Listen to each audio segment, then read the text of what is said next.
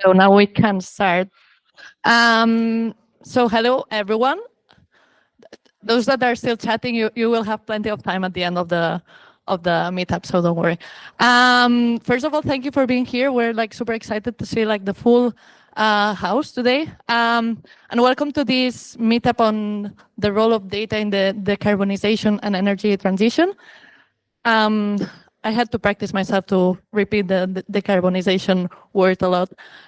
This is actually the first episode of like a series of meetups we want to do on data and sustainability.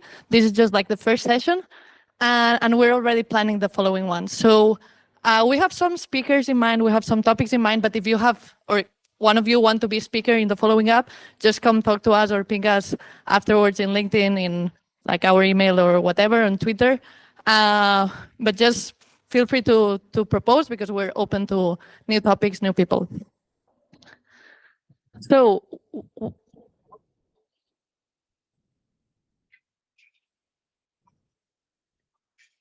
thank you.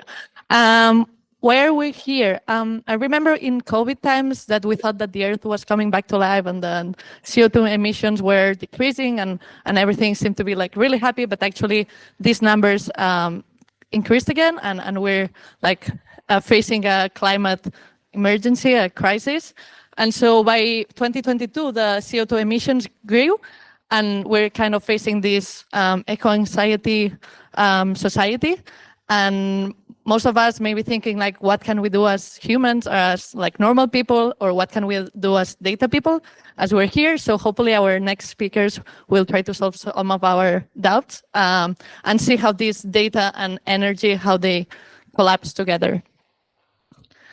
So we're very bad at social media, but please, if you tweet or if you post anything on LinkedIn, be sure that you use one of these hashtags. You can propose new hashtags too. We're open to that, or tag us on both Twitter and LinkedIn. And first of all, who is the first time that comes to a BcnAnalytics? I'm not, but okay. Quite a lot of people. So for those who don't know us, we are BcnAnalytics. We try to organize these kind of events. We are a nonprofit organization that was created back in 2013. It's actually 10 years, so maybe we should do something about that. We hadn't thought. And we try to combine and we're data, Barcelona, and social issues lately. So we organize meetups about data and analytics, and also we organize datathons.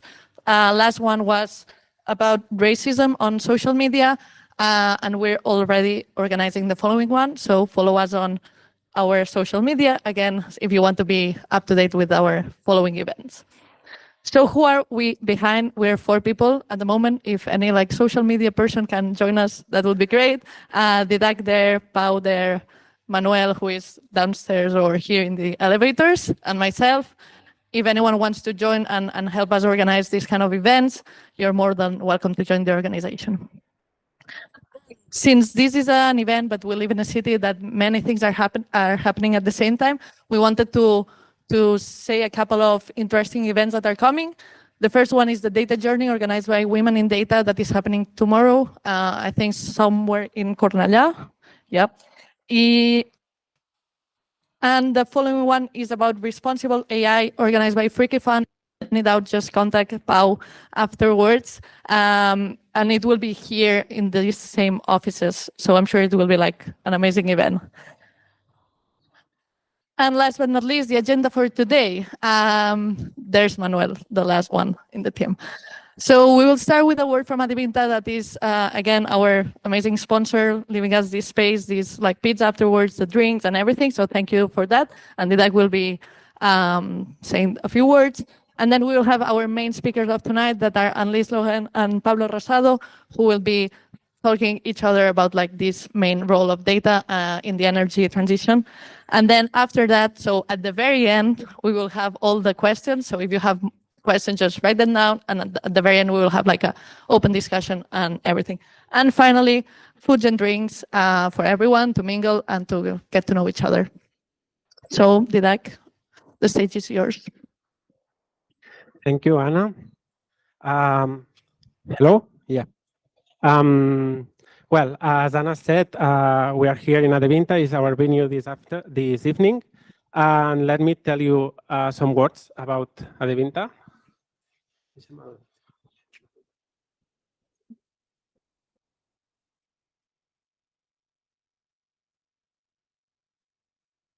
Yes, Adevinta Spain is just a small piece in the Adevinta global brand. Adevinta is running different job portals or marketplaces all around the world. In particular, in Spain, we run Fotocasa and Habitacle in the real estate sector. We also have InfoJobs, that is the main job portal in Spain. We run two of the major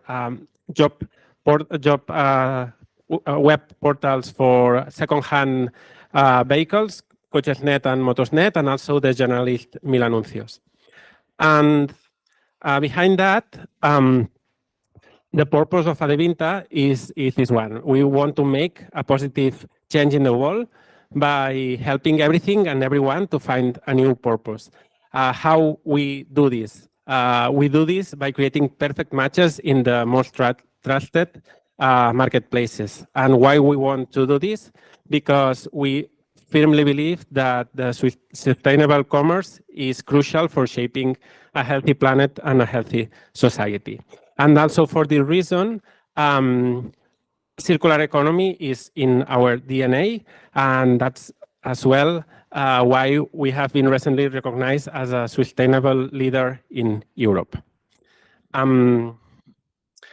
Also in our DNA is diversity. So in general, we are about 50% men and women. If we focus on product tech and data community, this is not true. We are in fact more 3/4, 1/4. This is no something that we are proud of, but we are trying to close this gap. That's why, for example, the amazing woman in tech community in Adevinta is doing a lot of events and a lot of initiatives to try to close this gap. And in fact, each time I give this presentation, these numbers are more even.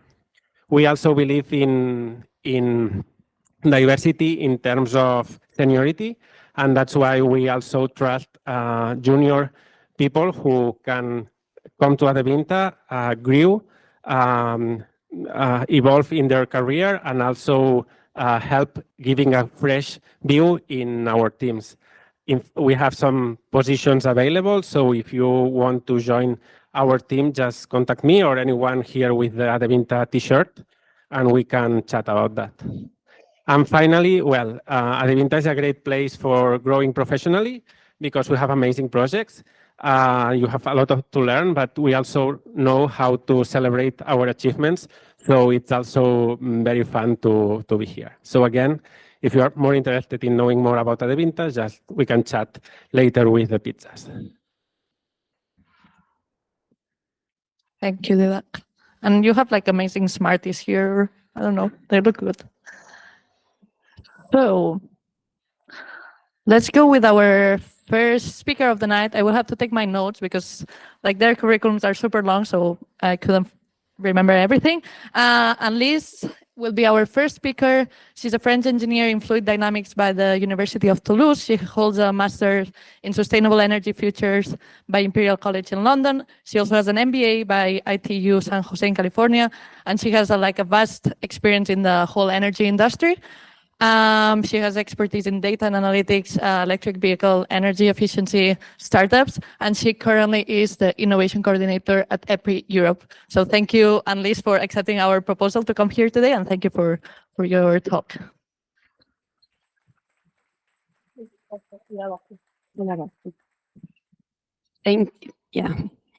Thank you so much. I'm very excited to be here. I'm passionate by data. Even though right now I'm not working on data, I want to communicate with you why it's so important to the energy industry. Because, I think without data people, we won't be able to achieve all the goals that we have to do. I'm sorry, I was a bit sick the past few weeks, so I hope you can hear me fine. If there's any moment where you're not sure what I just say, feel free to raise your hand or something, and I will repeat. Also with the accent, sometimes it's important to make it clear. All right, so before I start talking about me and my experience, I'd love to know who is in front of me. So if anybody is like has worked in the energy industry, I would love to see who. Okay, so some people are hesitating. Okay, and then like, is there any engineer in the room? Okay, small engineer. All right. No, it's just for me to have a sense. Sorry, because otherwise it's going to be a monologue. But all right. So first, I want to talk a bit about the mission towards the path to decarbonization and energy transition, because I feel like a lot of you are not necessarily familiar with all of that, and it's really important. So you all know that there's, carbons are to the roof, and we're spending too much carbon. We don't want this planet to die. We don't have another one yet, So we want to really try to be sustainable. For me, the urgency exists for a long time. I started 15 years ago studying, and I felt like I was already too late. And a lot of people now, with what happened in Ukraine, are starting to realize that energy is an industry that needs support. And they're like, oh, what can we do? And I'm like, well, we're all too late. We need to get going, we need everybody's help. And the reason is because we can't continue like that. We cannot have the temperature increasing 1 more degree. So we need to do something. And luckily, there's a lot of new technology coming, and a lot of them are not using as much carbon as before. But to be able to do that, you need to electrify everything, and then you need the electricity to be clean. So for the electricity to be clean, you're going to need to have more renewables. You can argue about having more nuclear or not, but you need renewable source, sustainable source that are not producing more carbon. At this point, that's where we're at. And then you need then to think, what are those industries that are producing more carbon? So you have transportation, you have buildings. There's a lot more, but those are the main ones. And of course, you have actually the energy industry, because by producing electricity, often we don't use just carbon-free source. So all of that is crucial. But to be able to combine everything together, well, when the electric grid was created, nobody foresee that there would be so many people living in the cities, that all the growth of all those technology. The computers are fantastic, but they're using a lot of electricity. All the things that we're doing all day long is basically using the grid, and now we have electric cars, and it's fantastic. Nothing against that, but the system was not built for all those things. And in some places, you may have like 6 electric cars in one street, and you're going to have a power outage. And you're going to be like, oh my God, I bought that car, I can't charge it. What's happening? And there's a lot of challenges that need to be overcome. And so to be able to really realize where we're at and what's happening, we need digitalization, right? We need to have the data. And you'll be surprised that not everywhere you have the data to be able to be like, okay, this is what's happening right now, and this is how I'm going to act on it. A lot of the utilities, they've been producing electricity, they've been transporting electricity, distributing electricity, using electricity without knowing where they're at, right? So you're thinking, I'm going to be in shape, I'm going to lose weight, and you need to step on the scale, you need to do some right measurement to know where you're at. And I think that's why we're talking a lot about digitalization of that industry, because so far we were just in the dark. And then, of course, what would be ideal is to go one step further and automate everything. So then as soon as something is happening, we know how to act on it. All right, so this is my mini introduction on like, what are the role of the data in the energy industry? Now, I've been working for 15 years in this industry. I work for a manufacturer, I work for startups, I work for one of the utilities in California, supposedly one of the most advanced one in the world. And there I work for the data analytics teams, first on the customer side. So looking at all the data that would come about the customers. Who are they? How old are they? Where do they live? How much are they gaining? And also like all the data from their smart meter. All the things you can think of a customer, we were trying to get that information. Now, to do what? Well, at the beginning when I joined, it was like the very first time they were looking at this. We were doing like internal work to try to answer any question. And sometimes I was just like, nobody looked at that yet? Like, I don't understand. So for example, we had smart meter data since 2011 at the company. I joined in 2014. Never ever they had done a project with the smart meter data. The smart meter data are 15 minutes data that coming in to tell us how much consumption is from each of the meters that are out there. And there were, I think, 40 million meters out there, and nobody knew what to do with that data. We knew it was important to collect it, but we didn't know what to do with the data. So then they had a team of data analytics people like me, that I'm not a data scientist person. I didn't have the background for it, but I was just like, so cool, there's data. I want to know what's happening. Because at the startup before that, there was no data, and I couldn't build something without the data. So anyway, now I'm at this company where there's millions and millions of data, and I don't have the tools to process them. I don't even know what they mean. So I spend 6 months trying to figure out what are the data, what do they mean, where they're coming from, how can I use them, what tool can I use to use them, go to talk to IT, being like, can we maybe try like this cool stuff called Amazon Web Services?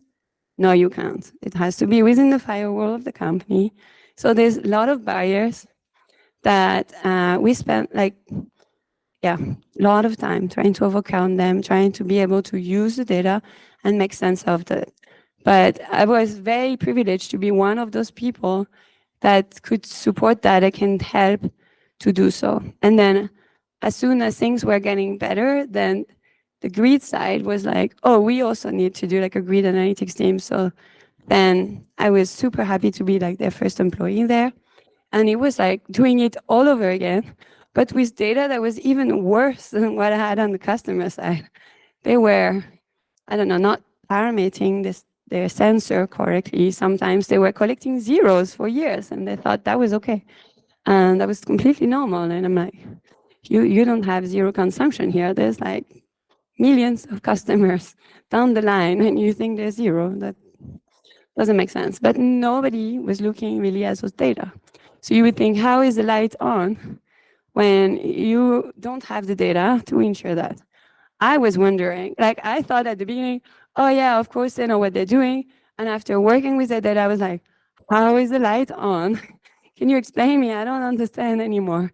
Because of like all the data they were relying on were not necessarily accurate, were coming in late. So if you had a power outage, it would take them 24 hours to have the data of what's happening right now. So it's like, how do you do something about it? And the great thing is those people, they're just like, yeah, so we're used to it. We can see there's no light there. So we need to send a crew. So then the crew on the field can tell you what's happening a little bit. But also it's like experience. They're like, oh, we've seen this transformer is like always going down. So it's likely this, etc. And they rely on their own experience. And I was like, I don't want you to rely on your experience. I want you to use my data and I want you to put more data in so I can fix it for the next time. And that created a lot of conflict because the energy industry is not used to that. And they were just like, yeah, but if I want to put more data to open this software, it takes 30 minutes to open. It's too late. I cannot wait 30 minutes to do things. And then every time you're in this urgency of restoring power to sometimes 100 people, sometimes thousands of people, sometimes millions of people, and you cannot, waste 30 minutes waiting to see what potentially the data is. You just like you're doing what you're used to, what's working, and what's going to restore the power as fast as possible. And that means that maybe this building was connected from one side, and to be fast and to go as soon as possible to restore the power, I connected on the other side, and I'm not tracking what I'm doing. I'm just like finally release that everybody in this building has power. So all of that make this industry very interesting, but very challenging too. So yeah, it's like for me, you have to realize that it's yeah, I think I tackle that. It's very behind, very old, without foreseeing what could change, what change will happen.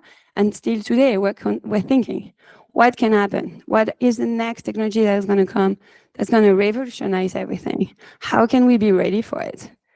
Like, we don't know, but we do know that the energy industry is the slowest industry out there with construction.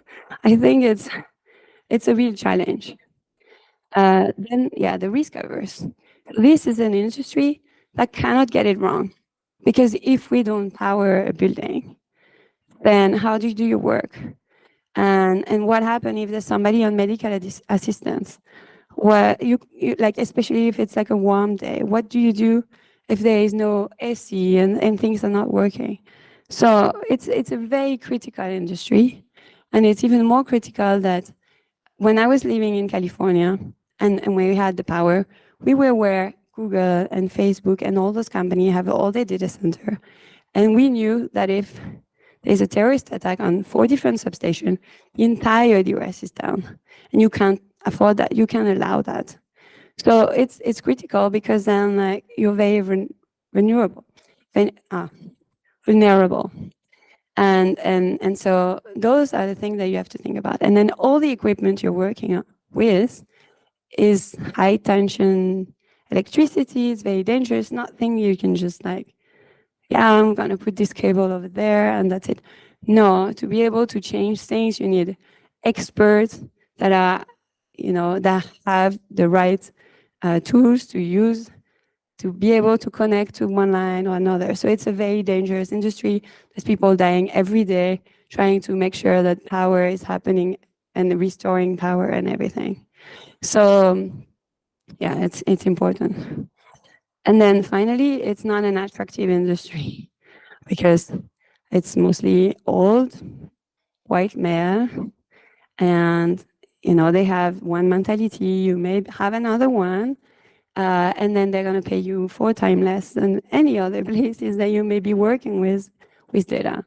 And when I work in the Silicon Valley, that was the main issue, is that all the data scientists, all the good people that could maybe make a difference, they don't want to work for the boring utility. They want to work at Google and at Facebook and at Twitter and that new startup. And I don't blame any of them. I understand it. But the thing is, for me, the urgency of like, we only have this one planet is stronger. So most of the people that I've been working with, for me, they were like, I felt very fortunate because they were all passionate. And that makes things like a nice environment to work in and to be able to feel like, okay, like that one thing that I'm doing has a huge impact, not only on me, but like on generations. All right, I just wanted to mention some of the drastic things that are happening out there and how it impacts.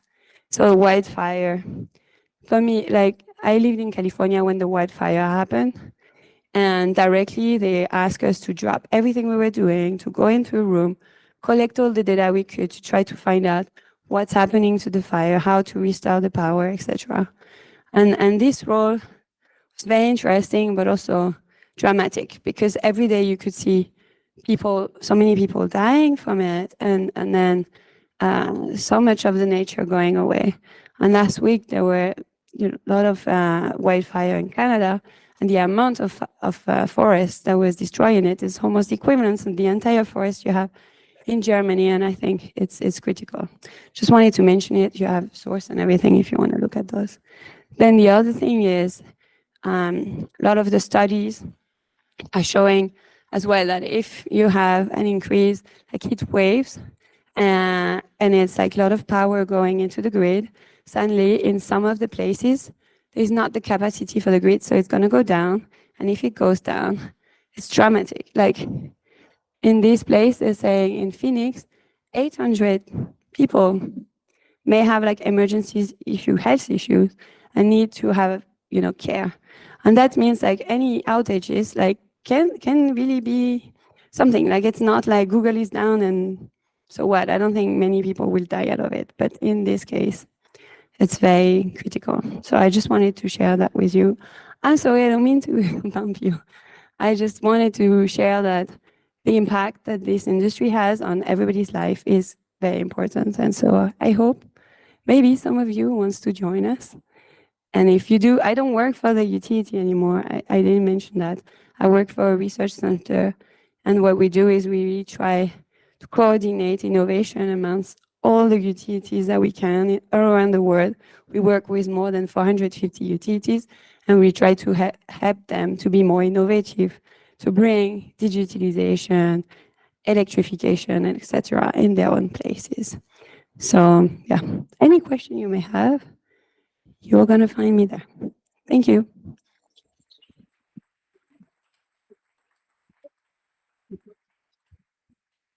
Thank you, Anne-Lise. Really interesting. I think we can continue the discussion. I'm sure there will be lots of questions. I mean, not the message, but there is a part of your message that I think that will resonate to tons of people here, especially working in data. That is the people asking you about analysis and then asking for the data, and oh, there's no data. And then the second point, you have data, but then you look at the quality and it's like nonsense. So, and actually, I used to work in a utility, in an energy utility, so I really experienced that. And it was actually there where I met our next speaker for today, Pablo Rosado. I will take my notes, no. Pablo Rosado, he holds a master's in nuclear physics and a PhD on astrophysics and data analysis in Max Planck Institute in Germany. I think he was doing postdoctoral research in Australia, and then back to Spain. He has been working on AI and data science, and he's now, so we used to work together, and now he's the principal data scientist in our wall of data. So thank you, Pablo, for being here, and thank you for accepting our proposal again. Thank you. Okay. Yeah, thank you very much. Thank you, Adevinta, for hosting this. It's really cool event. I'm really happy to be here. And thanks for that really good talk. It also resonated with me, all these issues with energy and data and things not making any sense. That totally is true. And also thanks for the introduction about the underlying topic of climate change, which is what I'm also gonna address here in this talk. So the outline is the following. First, I'm gonna go a bit zoom out and talk about what the most pressing problems that humanity is currently facing. And then particularly talk about climate change and see what data we have on climate change. And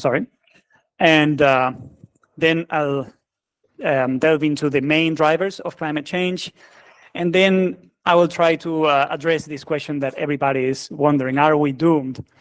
And then I'll go into some common misconceptions and things that people often say, but maybe people haven't really looked into the data to see what reality or what data is telling us about those topics. And then finally, the most important part is what can you do to help?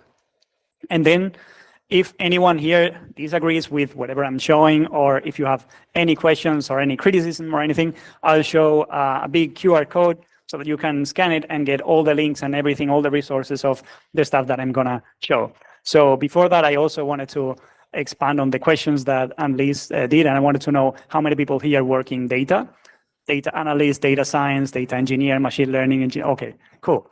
Yeah, okay, we're on the same boat. So let's talk about deep stuff. Let's talk about the most pressing problems that humanity is currently facing. And for that, I'm gonna show this diagram, which represents the history of humanity. This hourglass, where every grain of sand represents 10 million people that are born every year. And they fall onto this area here, which is humanity now. That's where we are currently. It's like about 8 billion people. We reached that number, 8 billion this year, or we are about to reach it at some point during the year, maybe today. And then what you see coming down here, each grain of sand that comes down here is the people that are dying every year. So we have about 140 million children being born every year and about 60 million people that die. And here we have all humans that have ever lived and died. So basically, this is the history of all Homo sapiens. We have Socrates, for example, is right there. And, you know, you are probably somewhere around here, somewhere around here, the median age of the world is about 30 years. I'm somewhere later than that. I'm not going to tell you exactly. And so basically that's humanity. And now we're going to focus on this area, humanity currently, right now, these 8 billion people. If we represent that as this smaller triangle for convenience, we see that all the humans that have ever lived would be this many triangles. So each one of them represents 8 billion people. And now we can ask ourselves, how many of these little triangles could be ahead of us? What would be the future of humanity? And if we want to represent that, it could be something like this.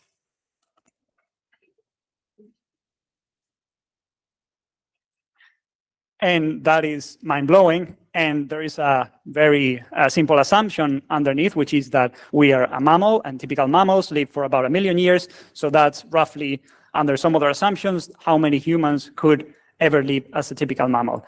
But of course, we're not a typical mammal. So in principle, we could actually live for many, many more years, and orders of magnitude more triangles would be here. But this is a very strong assumption. It's not so clear that there's going to be this many people. Whatever we do today is going to change the life of all these people. And it's also possible that all these people are not going to live at all, because we are facing the risk of extinction. And even if it sounds surprising to some of you, it's not it shouldn't be such a surprise. There is this book called The Precipice by Toby Ord. And in this book, he assesses the most important existential risks that we are currently facing. And we can divide them in 2 categories: natural risks and anthropogenic risks. Anthropogenic risks are the ones that we are causing, humans are causing. So let's look first at his estimates on what are the probabilities or that one of these natural risks could cause our own extinction during the next 100 years. So, the first thing that comes to mind when people talk about the extinction of humanity is a meteorite impact. And according to his estimates, order of magnitude plus or minus, we have a chance of 1 in 1 million of having the impact of a lethal asteroid. If we talk about a supervolcano, the probability of that causing the extinction of humanity is about 1 in 10,000, according to his estimates. If we talk about stellar explosions, that it's very close to my heart because I used to work in astrophysics, but it's actually very unlikely, fortunately, to have a supernova or a gamma ray burst pointing towards Earth and frying the planet. It's rather unlikely. And if you put all these probabilities together, in the end, what you get is 1 over 10,000. So we shouldn't worry that much about going extinct due to some natural event. And now let's talk about the other side of the picture, the risks that are caused by us humans. And those are called anthropogenic risks. So one of them is the risk of nuclear wars at a big scale, causing, for example, a nuclear winter that could hinder our capabilities to grow food, and therefore we could all die.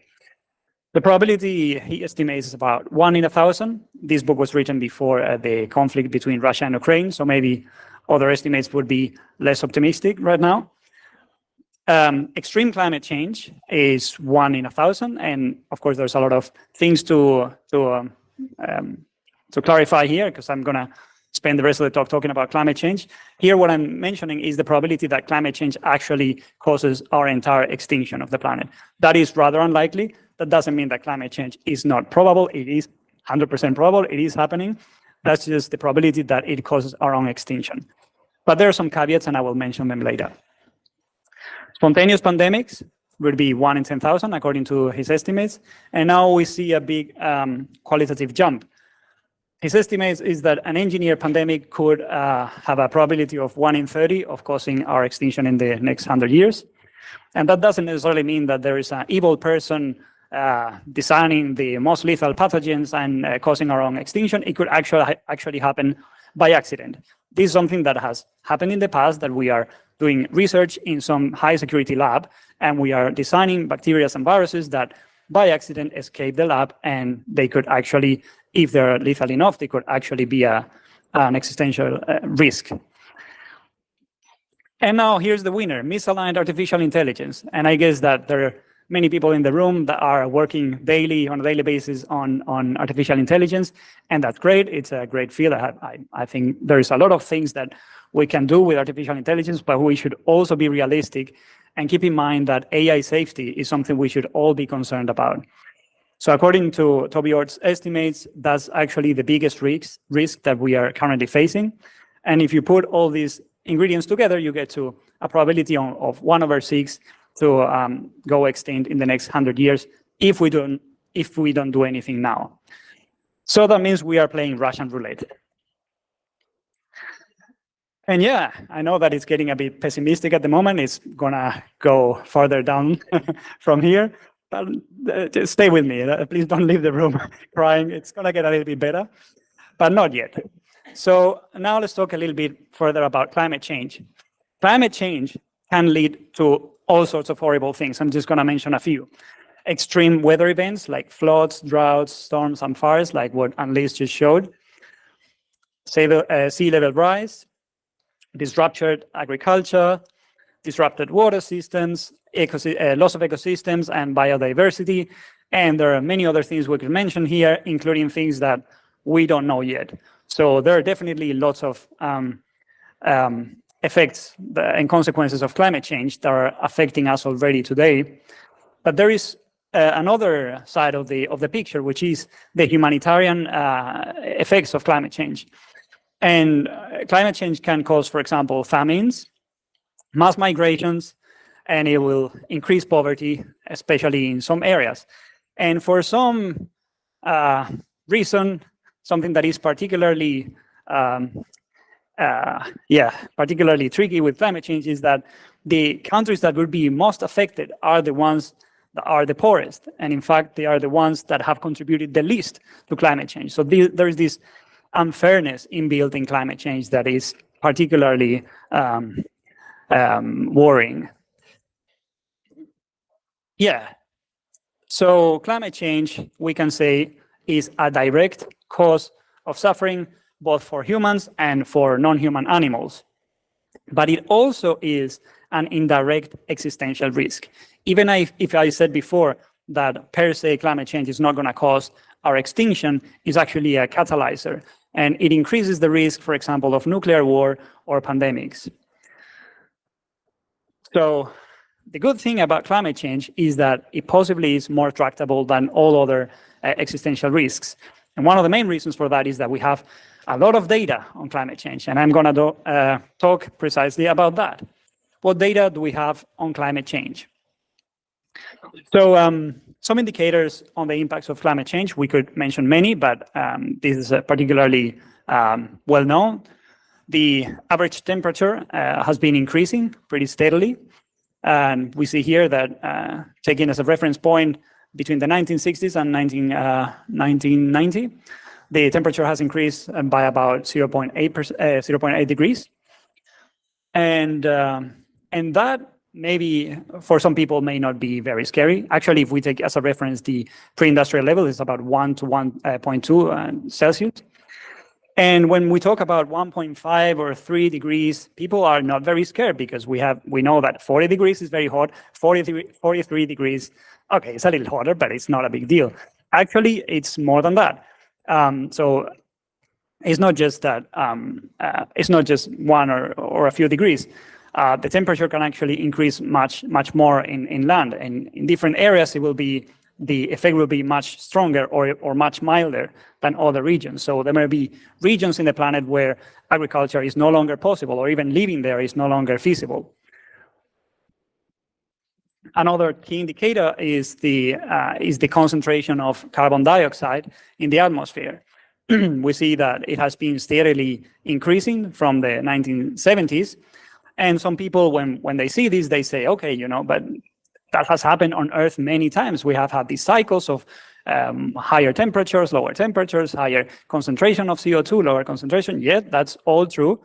But if we see the historic that we have on this data, and we go back all the way to 800,000 years, what we see is something like this. Even 800,000 years ago, yes, we had some fluctuations, some more concentration, lower concentration, but in the last 100 years, what we have seen is a massive increase that we have never seen before. And we can see the same kind of pattern of increasing concentration of other greenhouse gases like methane and nitrous oxide. And there are other things we could talk about. For example, the impact on the oceans. So about 25% of the CO2 is actually absorbed by the oceans, which is in principle a good thing because it actually slows down the warming, but it has an impact on marine life. And for example, it can affect shell formation and it can cause a loss of biodiversity. So we see here that the acidity of the ocean has been decreasing, which means it has been becoming more acidic. And we see as well that the sea levels have been rising steadily in the last since the late 19th century. We have also data about the extent of the Arctic ice. We see that both at the maximum, which is around February, and the minimum, which is around September, the ice extent has been shrinking over time. And there are many other things that we could mention, but for now, let's just pause it and let's talk about the causes, the root issues, the drivers of climate change. What are the main drivers of climate change? There are many drivers of climate change. There are many sectors that are contributing to emitting greenhouse gases. We could mention many of them, but just to simplify, in a nutshell, there are two main contributors. One is indeed the energy sector is the main one. And we can also mention agriculture. Food and agriculture is maybe the second sector that is contributing to climate change. So let's talk about both of them. We can also talk about the contribution of each individual country. And this is here I'm showing the share of global greenhouse gas emissions since 1850 to a few years ago. And as we all know, I guess, the United States has been the country that has been contributing the most over many years until 2000 and something, where China started taking over, and now China is the country emitting the vast majority of the greenhouse gas emissions. Spain, as another example, is right here, very low, is less than 2%. But if we not only care about the countries that are contributing right now to greenhouse gases, but the cumulative amount of emissions that each country has been contributing, then we see a slightly different picture. What we see is that historically, United States is still the country that has contributed the most. So in particular here, global mean surface temperature rise. We see that United States has contributed by an increase of 0.25 or 0.20 something. So yeah, it's still the country that has the largest contribution. But the second one, if we consider not a country, but the European Union, including United Kingdom, has also contributed by more than 0.2 degrees. And now China is about to take over. So we can say that the contribution of China is still smaller than the contribution of the European Union, but that's going to change soon. And each country has different contributions, like each sector contributes in a different way for each particular country. So we see, for example, that in the United Kingdom, in light brown, I'm showing the contribution to global warming due to agriculture. And in dark brown, I'm showing the contribution to global warming due to fossil fuels and industry. So for example, we see that the UK, it's mostly energy that has been driving these temperatures and a little bit of agriculture. We see that Brazil, for example, is a different story. It's more or less very similar, agriculture and fossil fuel and industry contributions. But overall, the contribution of agriculture worldwide is of about 0.6 degrees, and fossil fuel and industries over 1.6 degrees or so.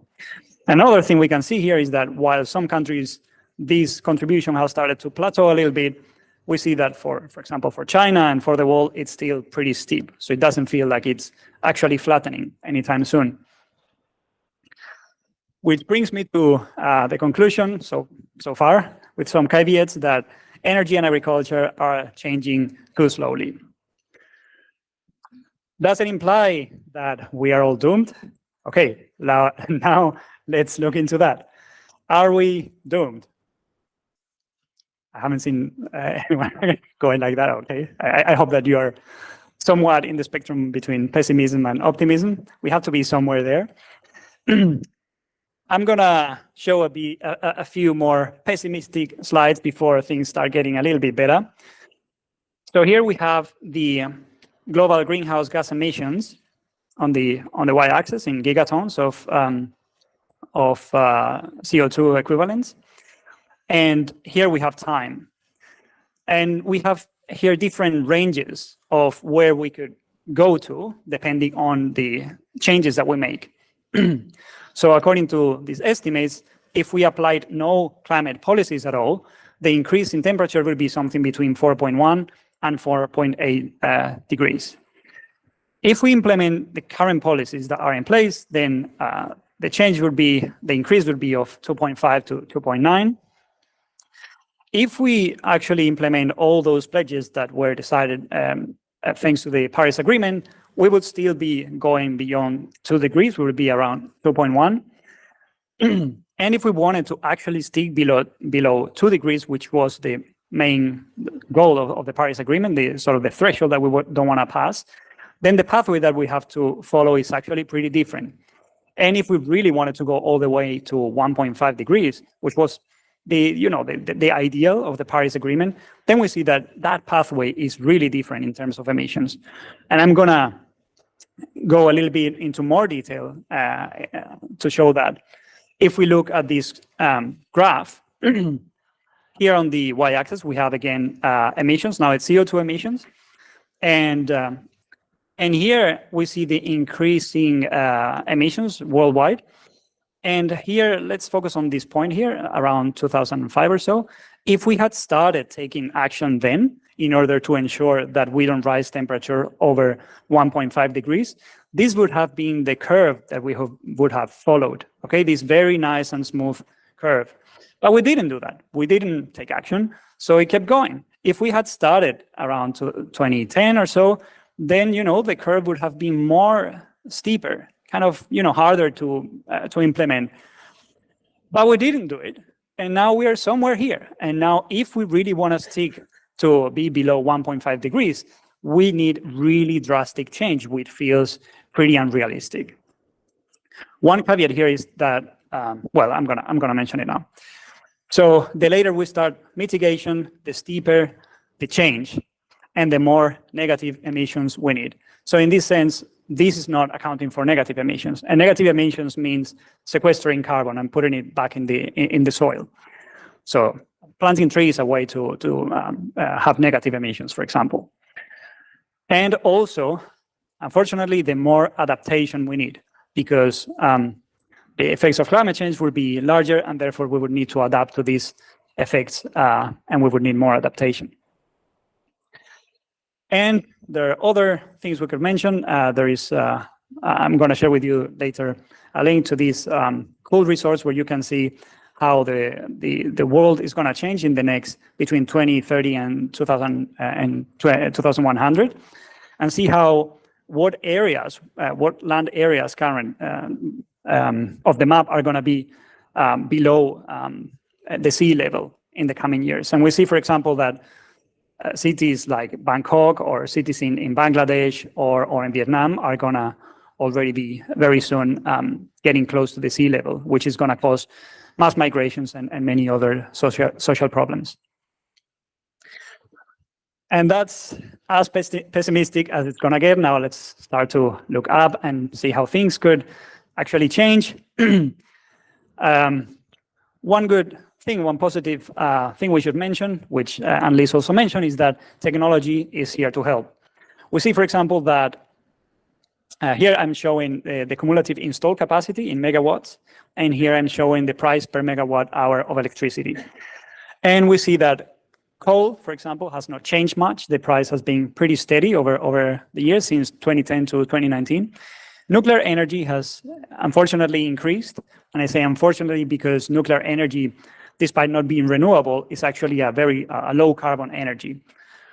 And renewable energies like solar photovoltaic in particular and wind, they have shown a dramatic decrease in prices, and that's still ongoing. That stops in 2019, but it's still reducing. So that's very good news. Cheaper renewables, they're over time they're becoming more and more cheaper and affordable. And a similar story can be said about batteries. Batteries are also becoming more and more affordable. And electric cars are also, I mean, that's early days, but it could be the new solar. And electric cars could become more and more affordable in very few years.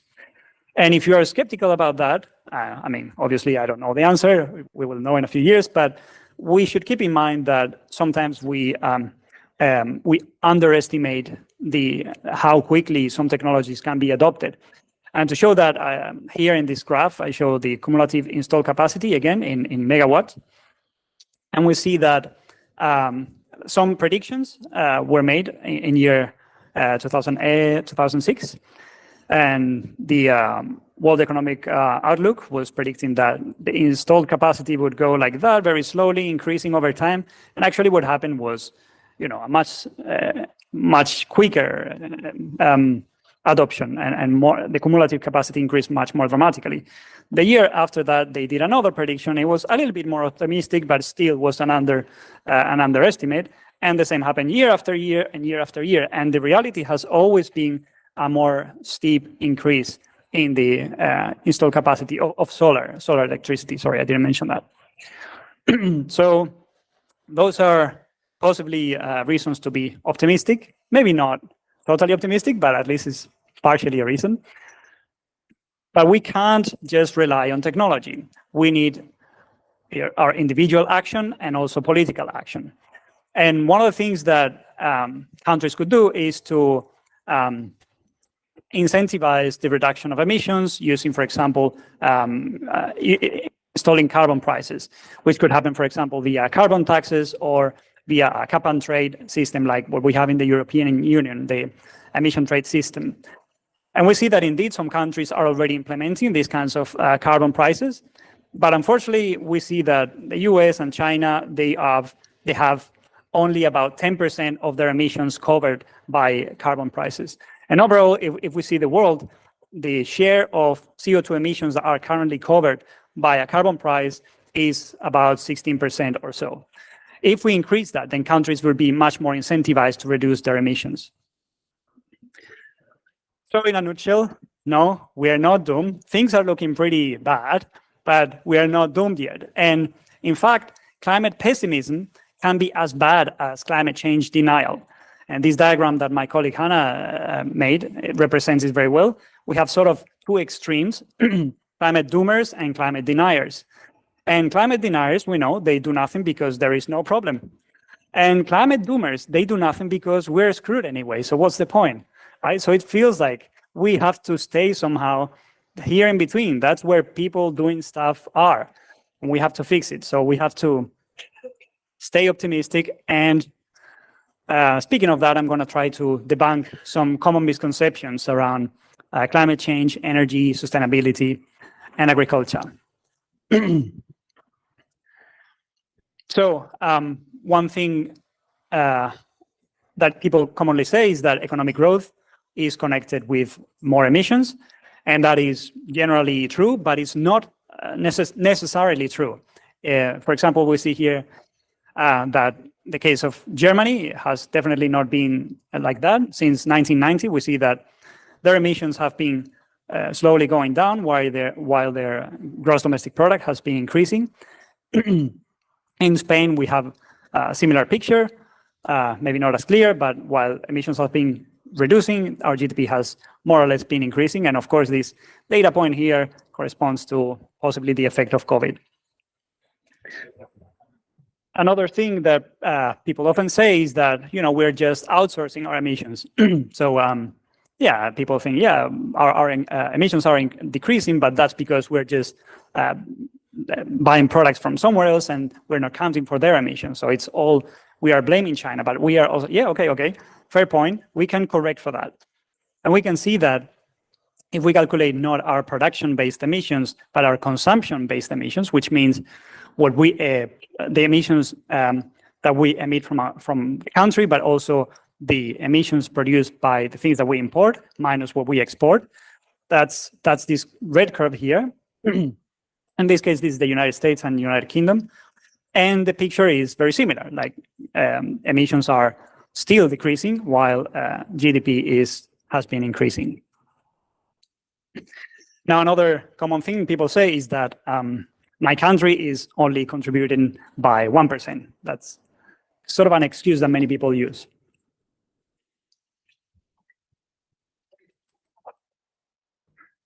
And indeed, that's what I showed before. I showed that Spain has been contributing by around 1% of the global total. But there is a catch here. If we see the contribution of all the different countries, we see that indeed China is contributing by 31% to global warming. Then we have the United States, India, Russia, Japan, Iran. We have here international transport, which includes all aviation emissions, for example. But we are here. The rest of the world is actually here. So countries that emit less than 2%, we are all in this massive group. It's actually the biggest. So we can't solve climate change without countries with a very small emission contribution. So we all need to contribute, even if we are contributing with just 1 or 2%. And the solution to climate change is blah. Many people are very passionate about something, like some people are passionate about electric cars or solar panels or the growth or circular economy, or, and people think that that's the solution. The reality is that there is no solution. There are many solutions, and we can't just pick one. There's, for example, I'm in no particular order. This is the project drawdown, and they have a long list of possible solutions and how what amount of emissions they will reduce over time. So basically, there is no one solution. We have to adopt many different changes in many different sectors. Could we simply stop burning fossil fuels? Some people think that, and actually we showed before that energy is about 75% of all the greenhouse gas emissions, but it turns out that that would not be enough. Even if we stop burning fossil fuels today, that would still not be enough. We would still go beyond 1.5 degrees and possibly close to 2 degrees, just because agriculture is still on the way. And we see here that within the food sector, we see that livestock and fisheries are contributing already by 31% of food emissions, plus the additional emissions from the crops that we need to feed the animals, plus another 16% from the land use change to feed the animals. Now, another thing that people often wonder, and it's not particularly clear often in the news, is aviation contributing to climate change? This is a bit tricky. So globally, as I showed before, aviation contributes to only about 3% of global emissions. However, individually, it may be one of the biggest contributions. And I'm going to show now the reasoning behind that. So countries' CO2 emissions they don't usually include international aviation contributions. And the reasoning behind that is that, if you take a flight from Spain to France, should those emissions be attributed to Spain or to France? It's kind of like a gray area there. And there's also the problem that the effect of gases at high altitude could have not been properly taken into account in the Paris Agreement. But also the main thing to keep in mind here is that only a small fraction of rich population are taking flights. So, for example, in high-income countries like Spain, which is 16% of the population, that corresponds to 62% of emissions from aviation. Whereas in low-income countries, which is 9% of the population, that is just 1% of all emissions.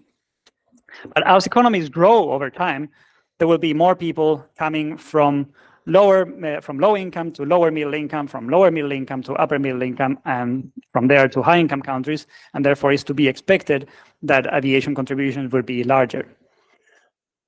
And it's one industry where we still don't have any alternative.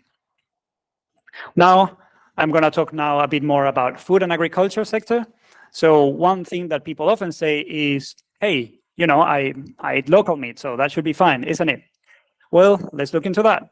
Here in this chart, I'm showing the greenhouse gas emissions from all the different aspects that contribute to the total life cycle emissions of different food products.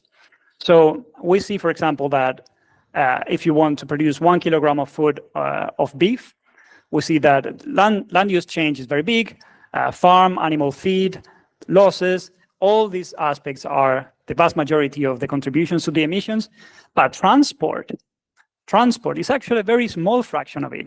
In fact, globally, I showed in a previous chart, globally, transportation in food emissions is just about 6%. So if you care about reducing your footprint, your carbon footprint, eating local meat doesn't really make a difference.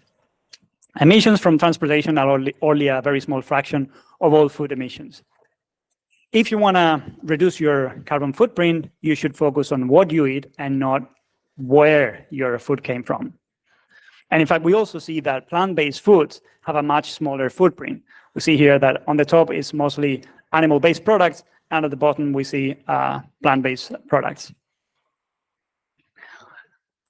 And another thing that people often say, and we see that when we go to restaurants, we see that we serve here organic or sustainable meat.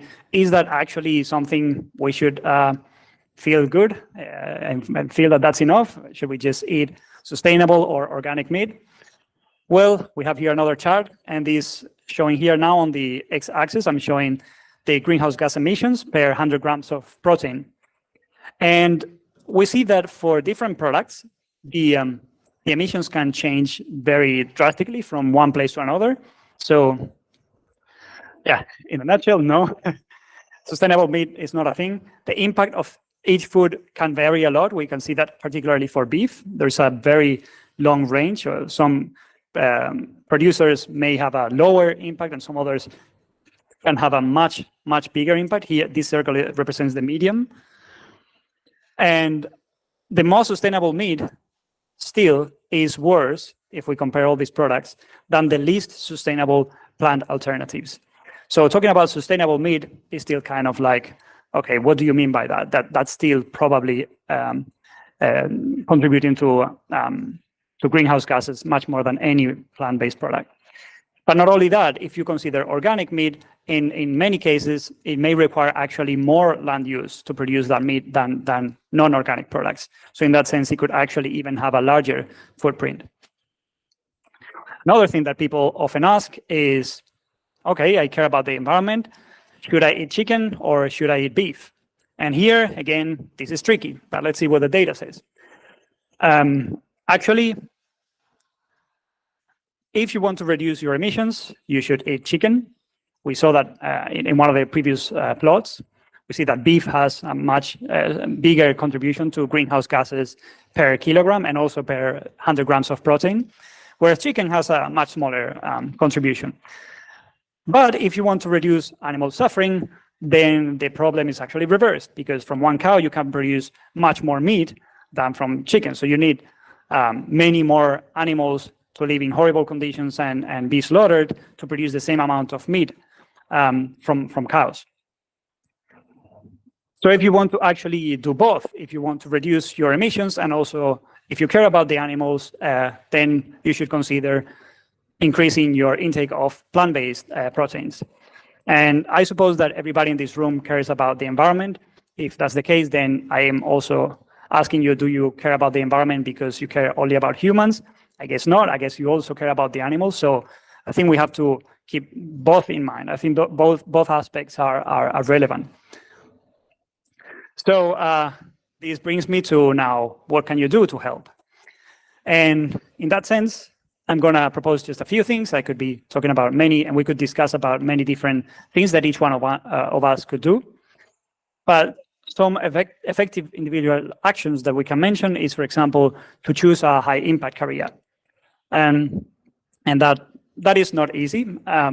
But if you want to really have an impact and reduce the suffering of future generations, the things that I showed in the first slides, you could work, for example, in reducing the risks of artificial intelligence by studying AI safety, or bio safety to reduce the risks of an engineered pandemic. But if you want to work in climate change, you can also do research or work in the energy sector and agriculture and try to improve some of the things that we have been talking about. And there is a very good resource for that I always recommend. There's actually a website that helped me also to find my current job, which is called 80,000 Hours. I will send to you, I will share the link later so that you can check it out. Another thing you can do is to donate to effective charities.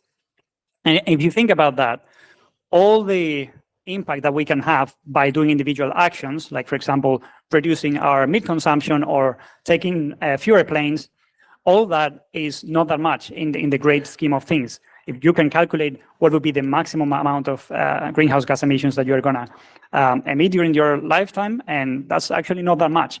But if you donate to effective charities that are actually doing policy and governance activities to try to change things, for example, to incentivize countries to reduce their carbon emissions, then your impact could be much, much bigger. So I will share with you some of these links. You can, for example, donate to the Founders Pledge Climate Change Fund. If you're here in Spain, you can donate through Ayuda Efectiva to the Clean Air Task Force. And in general, if you care about these things, if you want to figure out how you can improve the world effectively given your limited resources, you can join the Effective Altruism Barcelona group. We have regular meetups and we discuss about these kinds of things. As I mentioned before, another very important thing that each one of us can do is to reduce our meat and dairy consumption as much as possible. And this, again, has a double positive impact, not just for the environment, but also for the animals themselves. And I didn't talk about that. I didn't show any data on food waste, but food waste is another very important topic. I think around 1/3 of food emissions are from food waste. So by reducing your food waste, you're actually also reducing the total emissions you are contributing with. And as I mentioned before, as an individual, flying less often is another effective action you can take. And we could be talking about many other small things that you can do to help. Actually, maybe later while we're having a drink or something here, we could keep talking about these. But I just wanted to end in a positive note, because with your career, money, and time, and some data, you actually have the power to make the world better. Thank you very much.